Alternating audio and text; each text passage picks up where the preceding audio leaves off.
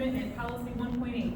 The board seeks full disclosure to all sides of issues or conflicts before passing judgment, adheres to legal due process, and presumes innocence until guilt has been established beyond a reasonable doubt. Thank you. Public participation process. Members of the audience are welcome to make comments at the time designated on the agenda. Please register on the sign-up sheet and limit your comments to 3 minutes when your name is called. Out of respect for all individuals, please refrain from personal criticisms and policy 167.2. Can I have a motion to approve the agenda? Motion to approve the agenda as presented. Support. Motion by Pam, supported by Liz. Any discussion? All in favor say aye. Aye. All opposed the same. Motion passed.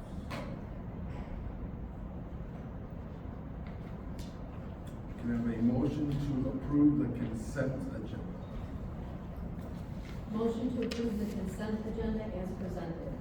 Support. Motion by Pam, support by Tanya. Any discussion? All in favor say aye.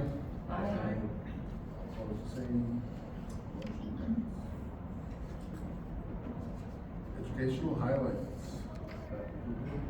Yeah, I'm very excited. We have Kelly Stoughton here tonight. Kelly was the administrator for our summer learning program, which we call our summer learning camp, and she's going to just give you some background information on that. It's all yours.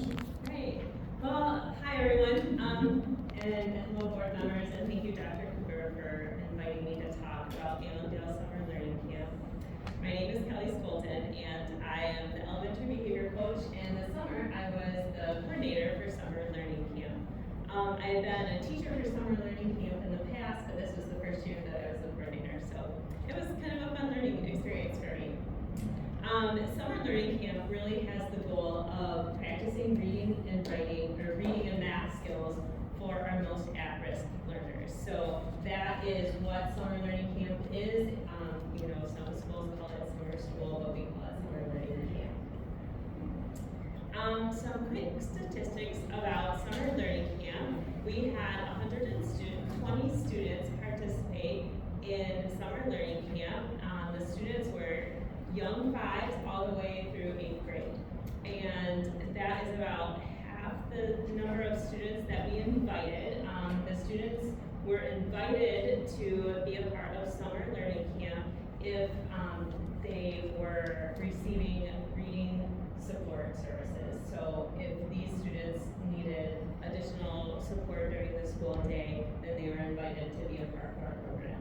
We really value the opportunity to get to practice their reading and writing, reading and math skills over the summer, because we know that those kids are the most at risk to fall further and further behind. So the programming was really targeted to that population. We also had 17 highly qualified teachers. We know that having a teacher be the person that's delivering the instruction is the most appropriate for our most at-risk learners. And we also had 9 A's. The A's were critical in providing instructional support to our students. They also did some administrative support for us and supported students with health conditions and behavior support and special ed support as well. The camp ran for 6 weeks. After school ended, we took a week off, and then June 17 through 31, we ran the camp 3 days a week. We did take the week of July 4th off.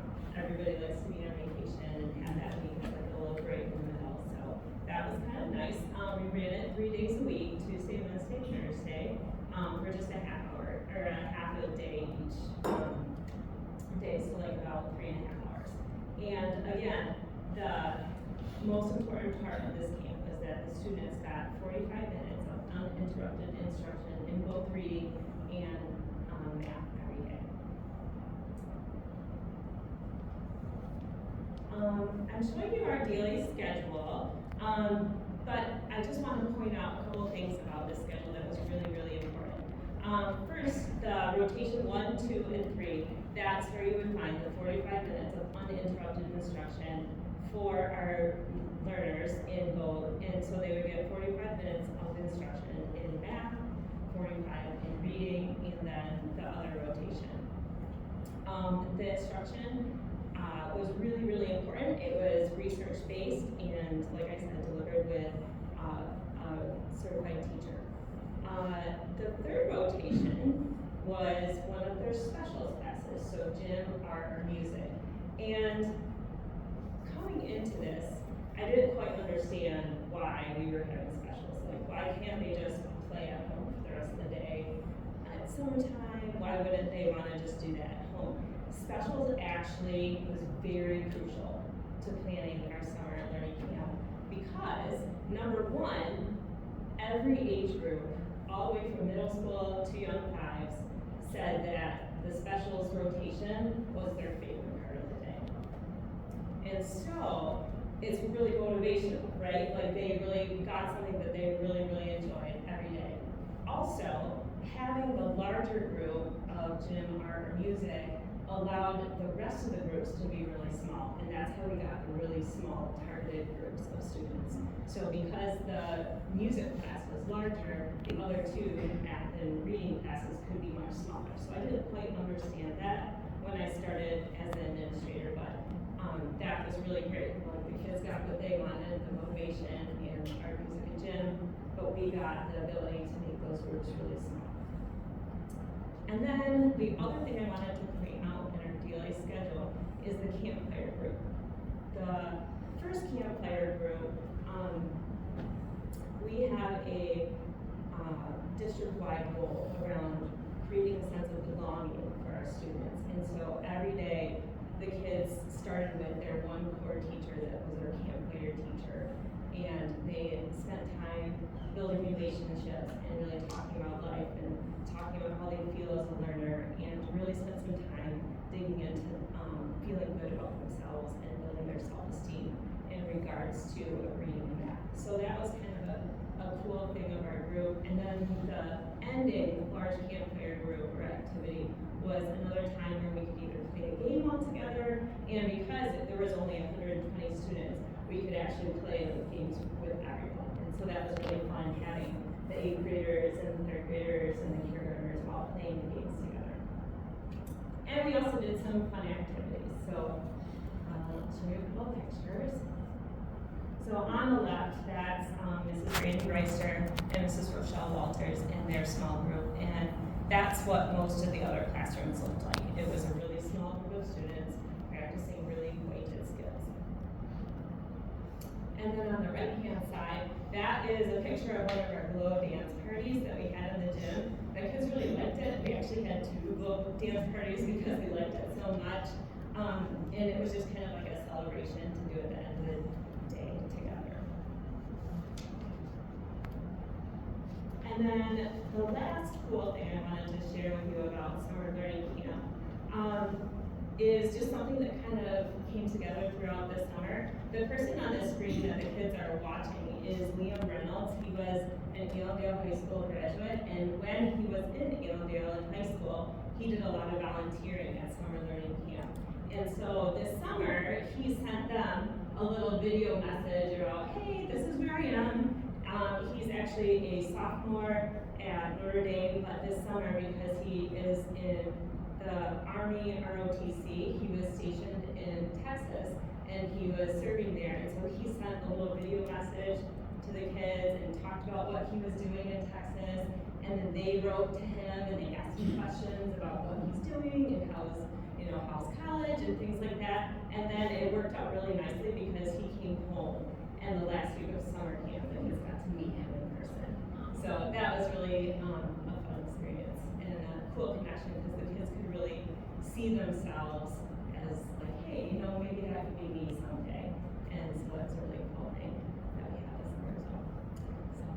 So that's it. Yeah. Thank you, Kelly. So yeah, our summer learning camps are pretty popular, and we've actually been contacted by the schools, some kids, other schools, like, can we open enroll in this? It's like, no, you have to be an Allendale student, but you don't think kids are gonna want us to go to summer school, but they love coming to summer camp. Yeah, well, it's a really, easy lift for them. They come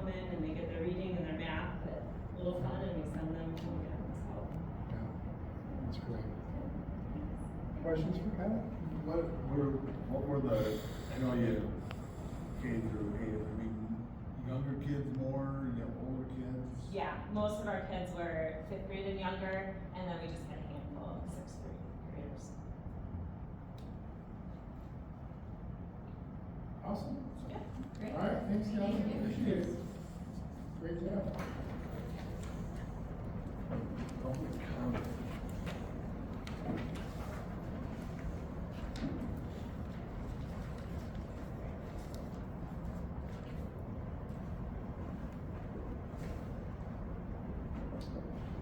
Gail.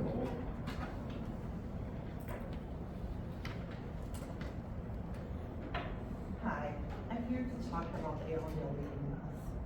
My husband and I had the honor of watching our 9-year-old autistic grandson this summer on Wednesdays.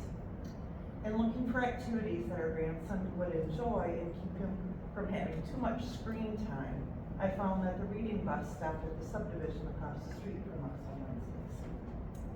On our first visit, Cashin was a bit apprehensive, but Mrs. Candy and Mr. Kyle made him feel very welcome. They right away asked him what his interests were and showed him where the books were located. After that first week, there was absolutely no hesitation in him going to the reading bus.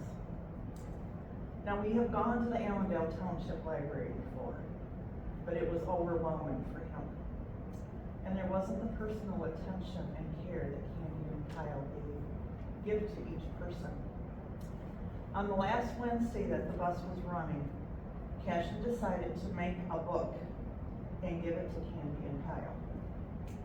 For the reading bus, he spent 3.5 hours writing and illustrating this book, which in itself is amazing.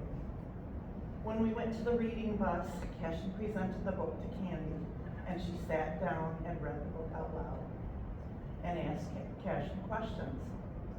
When they were finished with the book, Candy put a Property of Allendale Reading Bus sticker on it, on the front page, and a pocket with a library card inside of it, so others can check it out.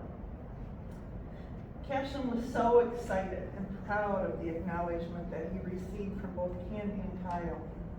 These two employees have such a huge impact on Cashin's life, and I want to acknowledge all of the work that Candy Grenke and Kyle Einzema did in making the reading bus an excellent resource for all students. What a wonderful asset this bus is to our community, and I know that Mrs. Zirup, who started the program back in 1998, would be proud that this endeavor continues. Please continue funding and supporting the importance of reading throughout the year and in every way possible. Thank you.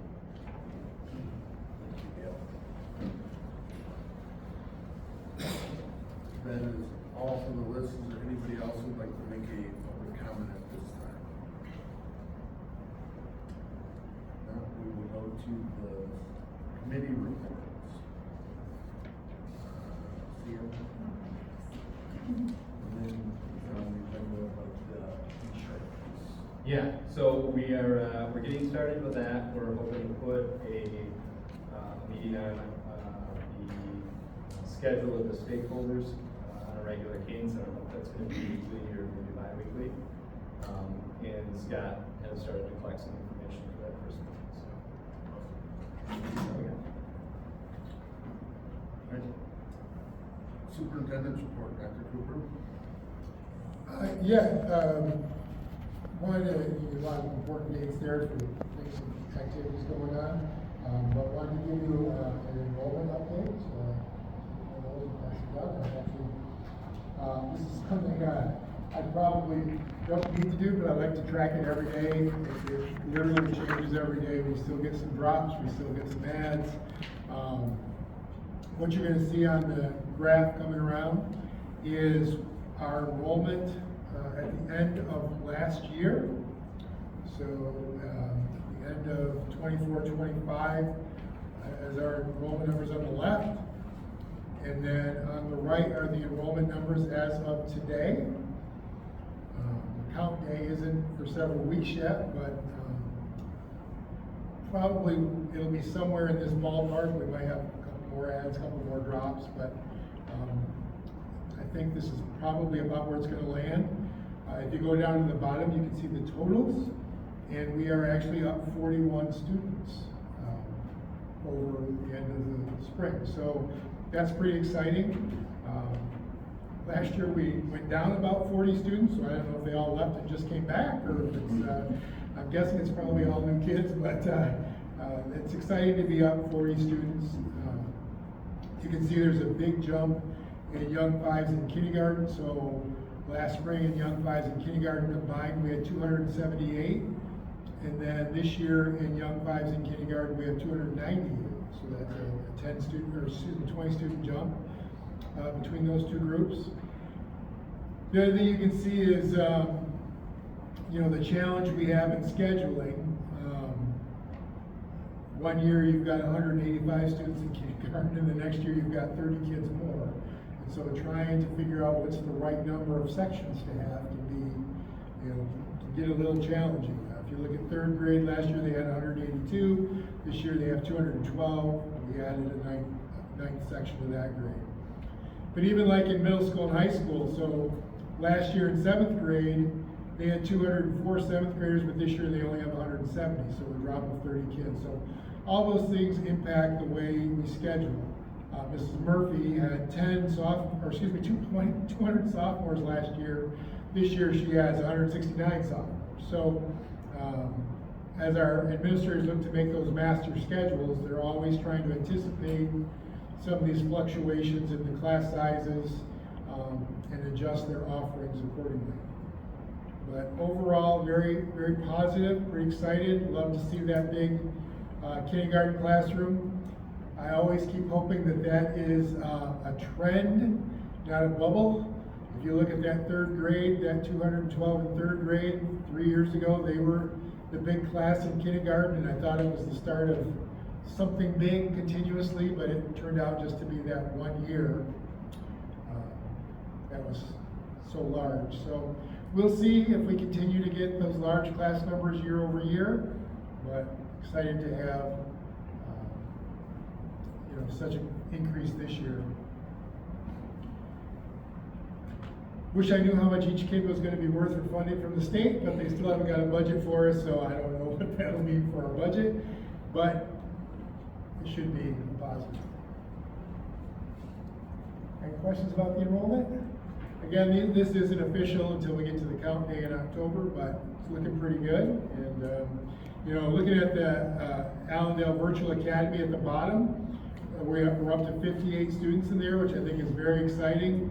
We were a little concerned what our numbers might be because we actually graduated 22 last year. So we had 22 seniors leave that program last year, but we're up to 58 already. And I think more kids find out that they can earn a high school diploma through that program. I think it's only going to grow. So a lot of positive stuff there.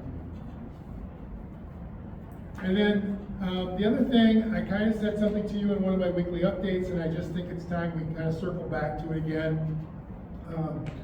You know, with the budget uncertainty, one of the things that, you know, there's a lot of uncertainty for us as a district in terms of, again, you know, if something breaks, do we have the money to just finally get the new one, or do we have to keep dragging this one along with more repairs?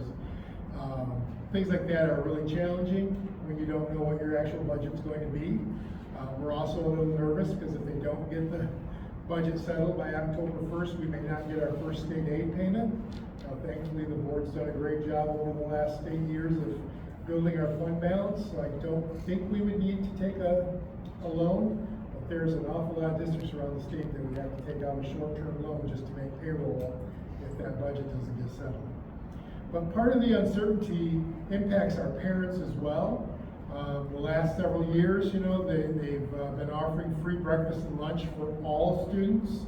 There was no eligibility requirement anymore, and so our parents have kind of gotten used to that. We know that that's covered through September 30th, because again, one of the anomalies is our budget runs July 1st through June 30th. The state budget goes October 1st through September 30th. So the free breakfast and lunch is paid for through September 30th, but after that, it would only be available to those students who are eligible for free and reduced lunch again. There are districts who've already made a commitment to pay for free breakfast and lunch out of their general fund. Now, if we did that, I asked Mrs. Brower, the food service director, to crunch some numbers for me. If we were to do that, it would be approximately $550,000 to do it the whole year, which is a huge chunk of money. One of the things that I'd like us to consider, there's a couple things I think we should consider, just consider at least. To give our families some sense of certainty going forward, the board might consider making a commitment, say through December 30th. That would give the state time to get themselves together, negotiate a budget, get it out there, and then we would know if they're gonna fund it or not fund the breakfast and lunch. If they fund it, great, our families keep getting it. If they don't fund it, then we've made a short-term investment, but our families have then until January 1st, and we would have plenty of time to say, hey, starting January 1, you gotta provide your own lunch again. I just feel like that would give our families more security and more stability so that there's just not this huge unknown out there. The other thing that we have to start thinking about is that the House proposal has money for free breakfast and lunch. However, they dumped it in the big pot. So whereas the Senate and governor's budgets are more traditional, where there's a flat rate per pupil, and then there's a bunch of categoricals, like this is how much we're putting out for food, free breakfast and lunch, here's how much for early literacy, here's much for transportation, here's much. The House has taken almost all of those categoricals, they're called, and just dumped them in a pot. And what they're saying to districts is, we're putting this money in your pot, but you don't have to provide breakfast and lunch. You can use that money and buy buses. You can use that money and resurface your track. You can use that money for whatever you want to use it for. So I think I think the attempt might be to give local control. Unfortunately, it's going to create some situations where, again, some districts are able to provide free breakfast and lunch, and they're going to look like heroes, and others will say, well, we've been needing to fix that, roof for years, we're going to do that instead. It's going to be challenging, but I do think I would like the board to start thinking for yourself and processing for you, because it's ultimately going to be your decision. If the state, if the budget comes through and says, there's money in this pot for free breakfast and lunch, and you do not have to use it that way if you don't want to. So start thinking about how you would feel about that. And then again, I think it would be nice if we could, if we wanted to make that commitment to our families to say, hey, we can't commit to a whole year, but we can commit at least through the end of December. And then by then we'll know if the state's gonna pay for it, or by then we'll know they're not, so you better prepare for January 1st. So those are my two things I'd like you to think about, and I'd love to answer any questions you may have. $550,000, that's through the end of December, or that's the school year? That's the whole year. This whole year, So okay. that would be if we did the whole year. It's really hard to know because it depends on how many kids take the lunch. Right, so my So, next question is gonna yeah. be, is when it comes to breakfast and lunch, how many kids take advantage of breakfast, and what would it be like for us to do lunch, at both increments or whatever? If you get, and I know that's gonna be really hard for you to give me that number today. Oh, you but want it that- right now? Well, yes, I do. So last year at the ECC, they did 14,792 breakfasts. The high school did 10,598 breakfasts. I could give you all the individual numbers. That's okay. The total is 70,000. We did So 70,000. a lot of kids take advantage of breakfast, okay, that's what I was wondering, Yeah. if it was worth it, or if we were tossing food because kids didn't actually want to eat. No, a lot of kids, and the lunches again are even more than that. So lunches they did, so we did 70,000 free breakfasts last year. We did 187,000, almost 600 lunches across the board. So it's a lot. It is a lot. I would estimate, I mean, between now and December, you're talking about maybe a third of the school year, maybe a little more, maybe 2/5, and so a third of this would be close to $200,000, so it'd be about $200,000. So it's not nothing, it's certainly something. One of the things that I would say is, it's nice that we got 40 extra kids coming in.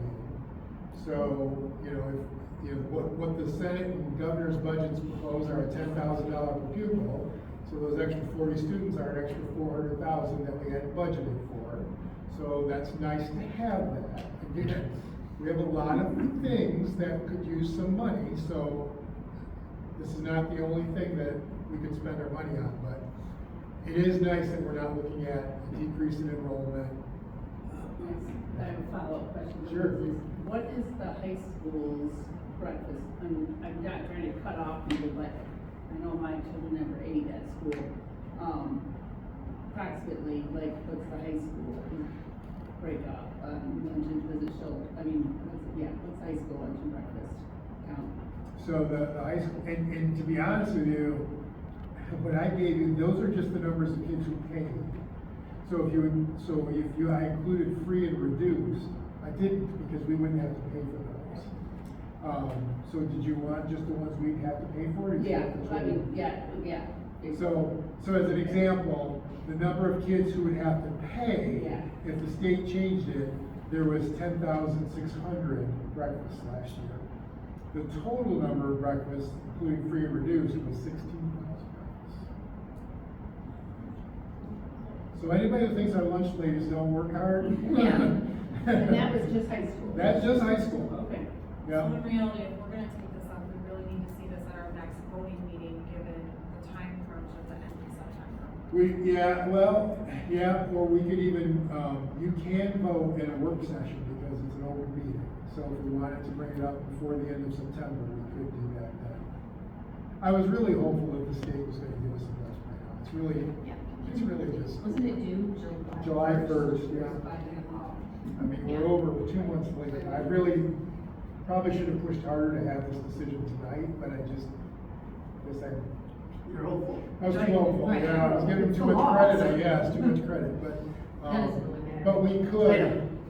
We could. And again, you could do anything in between. You could say, well, you know what, we'll cover it for a month.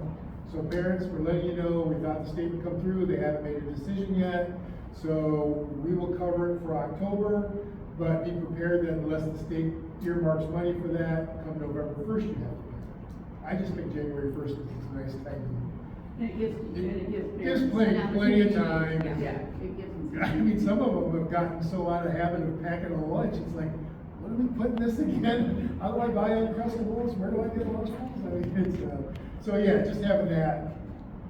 But there's a lot of options here, and again, like I said, some districts have already committed to doing the free lunch, but they're ones who also get a lot of extra categorical dollars over the years, so it's been easier for them. Well, I definitely see the benefit, in the free breakfast and lunch. I don't think there's any single thing we can do for students, that's gonna top providing them with nutrition so that they can learn. As someone who, a long time ago, in high school, a friend of mine and I would share hot lunch because neither one of us had enough money, so we would share it. So I have a real heart for kids that, and I just think there's not much more important than making sure that they're fed and they come ready to learn and. Well, and I think one thing to note too, and again, I don't want to be overly optimistic again, but the governor's budget and the Senate's budget both include free breakfast and lunch. The House's budget includes it, but puts it in the pot. So if you look at it, you could say, well, all three of them are saying there's going to be money for breakfast and lunch. But again, because of the way the House has it structured, it may not be earmarked for breakfast and lunch, and we may decide to do something different. But all three branches have said, it's not branches, but all three legs of it have said, we want to have money for food for kids for breakfast and lunch. So again, I wish I'd been a little more proactive and maybe put this on the agenda to even say, hey, we're definitely gonna fund it through October 30th unless the state funds it. But I didn't do that, so. And we'll have an opportunity to do that in our next board meeting. Yeah. And we'll be positioned, because I think advance notice is gonna be critically important. I think so too. And Josh, I'm correct in that, right? I mean, we're pretty good at parliamentary procedure, but I'm pretty sure Brad Manasseh told us once that because a work session is a public meeting with all the rules of public, we can technically. It just has to be on the agenda. This has to be on the agenda as a voting, so we could vote on this, and it'll be the 22nd. So that's a good 10 days before the end of the month, or 9 days before the end of the month, so if we put it on for that, and hey, maybe the next 2 weeks, we'll wake up to a September miracle and there'll be a budget for all of us. But I would like you to think about, again, there's a lot to think about there, and I just wanted you to, it's a lot to digest. One of the questions I have, I do agree, the 30% that we know will continue to get the free and reduced. Now, is it gonna be free and reduced, or will they still get the breakfast and lunch at no expense? It'll be free and reduced, So but, it will be a reduced. for example, at East, well, let me just go through. And for example, free breakfasts we gave out last year were 39,600. The reduced was only 2,900. So it's almost all completely free. Right. So- I think it would be really unfair from my perspective to take it away from the reduced and say, okay, we don't have, sort of a commitment from the state, so, now you're gonna have to pay this. The free portion will be covered because it's federal, so Right. there's no federal state dollars. Even the reduced. So the free and reduced, I think, would be okay. It's the other 65% that they would take away from. Yeah. I've been pushing in my hand saying, I don't know why they don't do a graduated scale like they've always done with like GSRP preschool. Why is it all or nothing? Why couldn't you say, here's free and reduced at the using the poverty line? Maybe for this program, you can go up to 400% of the poverty line and qualify. You know what I mean? I'll admit, my daughter got free lunch. We could afford to buy her lunch, but they were giving it free, why not? I wish the state could, doesn't seem like it should have to be all or nothing. They could just expand the net and catch more people who could use that benefit. But I don't know why they just don't do that. So one of the other questions I had with this is, so we know that the breakfast and lunch are free for all students. How do we forecast what, the numbers that you just gave? And how close are we? What amount of waste is there in that number? And do students have the ability to do a la carte, or is it sort of, this is the state provided lunchbox? You No, take they- a lunchbox? So at the elementary level, they do cards, right? Like, in the morning, okay, A lunch is this, and B lunch is that. If you want A lunch, you put your card here. If you want B lunch, you put your card there, and then that's taken down to the cafeteria. I'm looking at Mrs. Golden, but she Yeah. taught kindergarten for Yeah, 20 it's years. roughly that So system, she yes, knows, yeah. she knows that, so look into the experts here. Then in middle school and high school, they do have the a la carte, and that's where it gets a little trickier, but that's where they also end up running out of stuff. So if you're second lunch and you don't get down there right away, you're probably not gonna get your first choice. But the flip side of that is you make so much food that everybody gets their first choice, but you waste a bunch of it. So, Mr. Brown was really good about kind of anticipating what her numbers are. I'm sure at the beginning of the year, it's a little trickier because you don't know exactly who's getting the lunches and who's packing lunch, but, she's pretty good about not a lot of waste, and again, typically the certain items might run out, so you gotta make sure you get there early or whatever. I think that's one thing, I'd really be curious how well we're doing with forecasting, and especially if we look at providing this out of the general fund. Maybe we can ask for some help in looking at the data, looking backwards, how well have we done, is there room for improvement?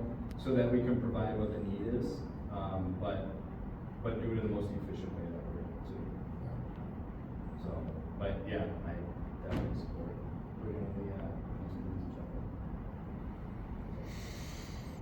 So we'll tentatively plan on coming back to this discussion on the 22nd. Call your representative, call your senator, tell them it's time, we need a budget, then we will have to have that discussion. or we will. If it's the sort of the, you know, the pot or lump sum or whatever it was you referred to, where we have the ability to direct that. Yeah, Based on our- if they throw it in that pot, then we'll have to have that conversation, if that's how we want to spend it. That's all I have. Thank you, Dr. Cooper. Board comment? Easy, no comments there. A wonderful summer camp, you know, my son went there when he was little, so I appreciate it, so we know setting that up, so thank you. Yeah, great job on the summer camp. To incorporate some fun time just probably makes the difference in getting these kids there every day, so I really appreciate, you know, how you put that together. And then Gail mentioned the amazing read bus, and my son was 4 when that started, and that has always been a fabulous project. Reading is my thing anyway, so, yeah, I mean, I'm a big supporter of those types of things.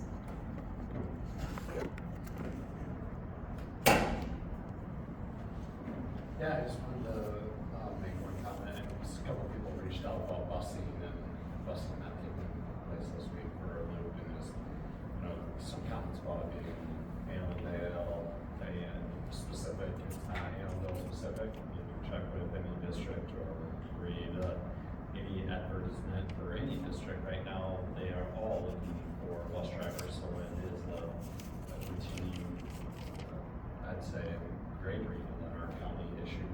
So, if there are any people that would like to help remedy that problem, they can easily go get their CDL, and we have a position for them that is well paid and very flexible hours. So, feel free to tell your friends they can drive bus there. Thank you. Yeah, really great presentation on summer learning camp, and read was just really good stuff. I love hearing that, and appreciate the investment that's being made for our kids. Yeah, again, thank you to you and all the teachers that committed to 6 weeks of their summer, and it's a big commitment for you, and we appreciate your hard work and their hard work and all the aides and volunteers. That's all I have. Action items, can I make a motion for the ORS resolution?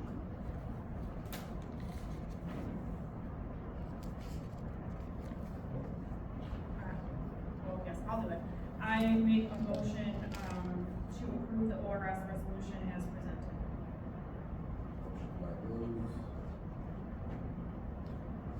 Support. supported by any discussion. So I dug into this a little bit, and I know we just went through the process of comparing market value for our administration, making sure that we were competitive and we could retain the talent that we have. I'd like to take a little deeper look into what that structure was, how that impacted salaries. So I'm going to make a motion to postpone voting on this item until our next regular board meeting, October 13th.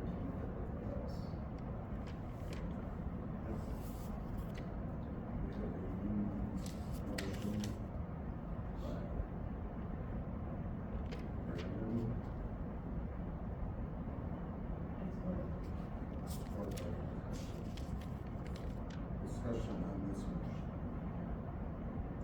Is there something in here that we are concerned about?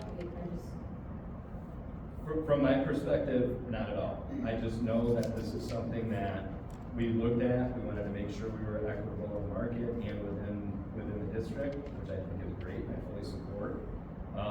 This is, from my understanding, was related to the outcome of a court case. And what we're voting on is saying that we didn't spike, which is a really vague term, but we didn't spike any salary, for the 2025-2026 school year, which is that's what I understand.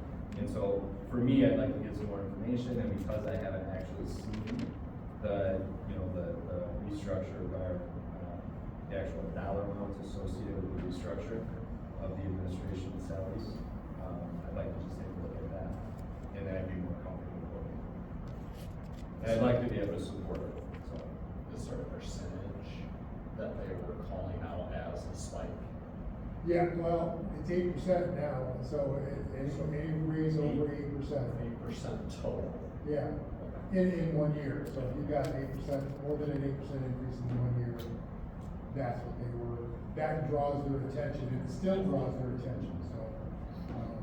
And that's my curiosity, I wanna see if we had any of those, and if we did, just make sure that we're able to sort of document that along with approving this resolution. The reason for it. Yeah, I'm trying to put that information together, so it's easy for me to provide that to you, and, again, there's a few, there's always some anomalies when you try to, like when we had our teachers go from being on every year went on a scale, but based on the percentage increase, when we put it back on steps and put them on the steps and rails, you can't give an equal adjustment because everybody's off by a little bit. So there's some of those anomalies, and then this will give me a chance just to kind of explain what those were, and then sometimes people's responsibilities change. We had one of our preschool teachers who had been teaching primarily half-day classes is now teaching full-day classes, and so we gave a little bit larger increase for that because it's a change in job duties and responsibilities. So I think it would be good for me to be able to explain to the board what those are. I'll be able to provide that. And then we'll come back to it in a month. When the retirement board would review a spike, is that handled through the district office, or is that handled directly with the employee? It's handled directly with the employee, we don't. Yeah, we reach out to the employee, and then they will come to us for more documentation, evidence, through verification, things like that. Yeah. Yep. I'm just trying to understand the process of what this has the potential to, right, because it can't stop it, but potentially minimize it. That's the thing, we don't, we did so much work on those wage scales that we're not even confident that those are gonna solve anything. ORS can come back and, give people a hassle on their pensions anyways. But the legal advice we're getting is that ORS seems to be accepting them. So the districts that have put those wage scales in place, and then folks have retired, their retirement has gone much smoother. This is just one more piece. Honestly, I couldn't tell you, oh, this will do it. You pass this resolution and our people are gonna be just fine. ORS can look at your resolution and go, well, that was interesting. We have no way of knowing.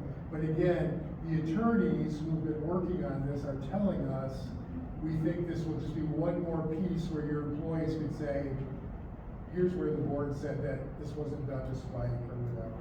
And we use the example again of our GSRP teachers who went from 4 days a week to 5 days a week, got about 10% raises.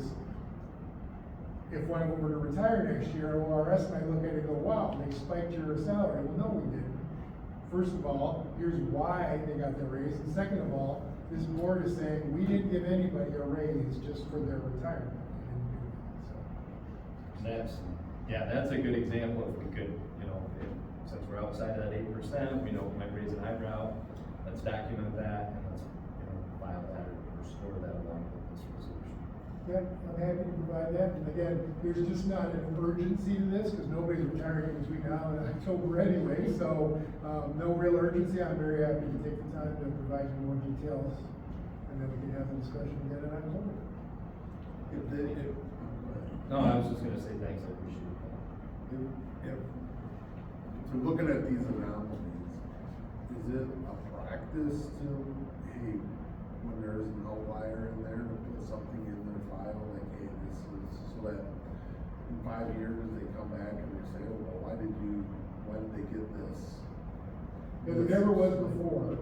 I think districts are going to have to from now Well, on. that's what I was just wondering. Yeah. If we're gonna go through this and explain it anyways, why are you, maybe we should be putting this in their file, like, hey, Yeah. With the resolution. with the resolution, they Right. this is why, and then. Documentation, yeah. Yeah, just so that, I mean, in 5, 6 years, when we're not all here, Yeah. we understand that, hey, this is why it happened. Well, and again, ORS didn't do this because they woke up one morning and said, how can we be mean to people? This happened because people were taking advantage of the system, and we are governmental employees, these are tax dollars paying our salaries. And ORS looked at it and said, just gave that person a 12% raise or a 15% raise, that's not right. So I understand why ORS was trying to rein this in a little bit, but they're also putting some big hoops in front of us that we have to jump through. And I just want to do it, so if any of our employees retire, even if they can get their pension eventually, if we can streamline the process so they don't have to wait 3 Right. months or 6 months to get their first pension payment, that would be really nice if we could do that. So, but again, hopefully we get more information and we have some more conversation in October. You'll get a roll call, Jeff. All in favor of postponing till October 13, please say aye. Aye. Opposed, same. Motion passed. I have a motion to adjourn at 6:47. Motion to adjourn at 6:47. Motion by Karen, support by Tanya, all in favor say aye. Aye. Aye. Opposed, same. Motion passed.